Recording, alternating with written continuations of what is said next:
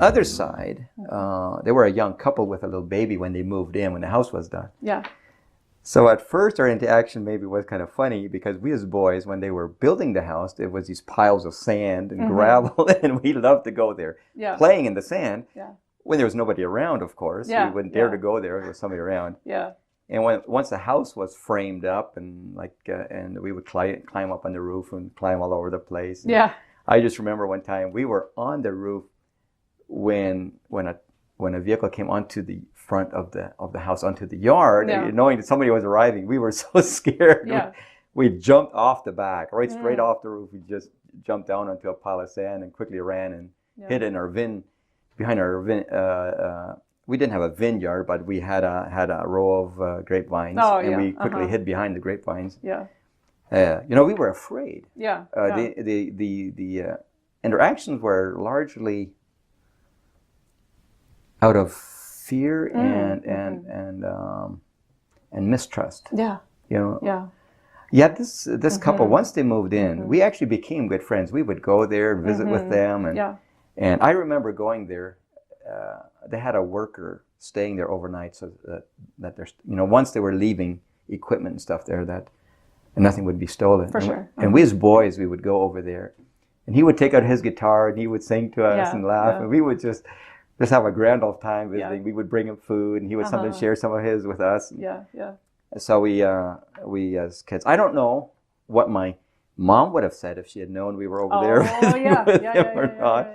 But we really enjoyed it. And then once that family lived there, we thought they were very wasteful. They had this bucket, and they would throw all their leftover food and everything in there. And there was whole pond in there and all kinds of things, and they didn't know what to do with it. Yeah. And so we would gladly go and pick it up and feed it to our pigs, because that was a feast for our pigs. So actually we benefited from them, and so we actually became good friends. Not to the point where we would go to their house to visit with them or them with us, but that there was a friendly interaction. Yeah, absolutely.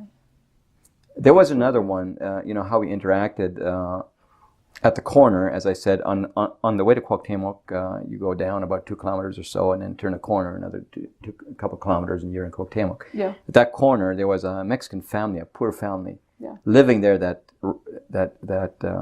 took care of that orchard, or worked there for the owner, who was, I believe, he was a Russian Mennonite. And they were a little bit of a class of their own. For sure. But we had a good relationship with that family. They would buy milk from us when they were short. We would buy milk from them. I remember we had, like, on this 5 acres, part of it was planted in apple trees, and part of it was being cultivated for corn or whatever. And I just remember one time, it was time to plow it up and to seed the corn. Yeah. And we had no equipment. We had nothing, no tractor, nothing. So my brother Peter went to this corner and hired this Mexican man and his horse and one shear or whatever, plow to come with his horse and plow our field. And it took him all day to go back and forth, absolutely. back and forth, and the very, very old ancient style of plowing the field. And then he went along with a stick and a sack of corn and planted it, one kernel at a time. Poked a hole, threw in some corn, and he planted it, the whole field for us. I have no idea what my family paid him for that. But for sure. I remember that we had a very, very high respect for that man and his family. He was a very... he had a tremendous character, like a very honest, very dedicated. I mean, you would not see him swearing, cussing, anything. He was. We just had an extremely high respect for him. Another, and so he worked for us on and off. Whenever Mom needed some work done that we as kids were too small to do. Yeah, for sure. And then, of course, when we slaughtered, if we had a heifer that Mom decided to slaughter, then. We didn't have a gun to shoot it. We didn't. We needed somebody that would come and help us, right? Yeah, absolutely. So she would hire this guy, this man to come and help us. And he would come with a ball peen hammer, knock out this heifer, bleed it to death. Yeah. And then help to skin it and everything, you know, and help us slaughter it. Yeah. And for that, he could keep the head, which was a prize for him, because they make barbacoa and whatever, all else from that, right? Yeah. And he could have the whole pans, and there's their menudo and all that. Yeah, exactly. And then also the whole hide, and that was worth money, you know. Yeah. He could tan the hide and actually sell that for. So for him, this was a huge prize. You know? Yeah, absolutely. And so it was a mutual benefiting each other. It was a very good relationship for us, and I think for him.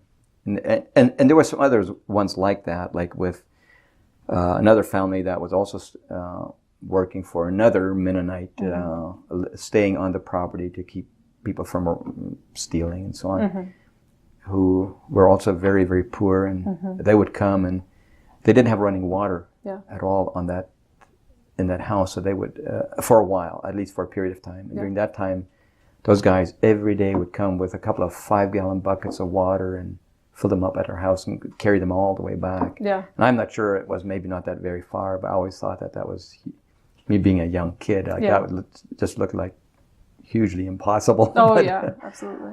And I remember one time they had a baby, and then they came with a little dog that couldn't even see yet, newborn little puppy. The eyes were still shut, and they wanted to trade it for a quart of milk for their baby. Yeah. And Mom was just so happy to give them that, and then next day give them another quart. And you know. But that was kind of what I remember of some of our interaction when I was a young kid, like 6, 7, 8 years old.